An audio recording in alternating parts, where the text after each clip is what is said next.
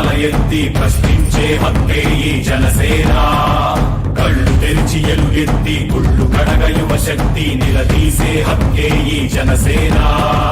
నలుగుతున్న జనఘోషకు సమాధానమేదంటూ తగులుతున్న విలయాలను సమాధి చెయ్యాలంటూ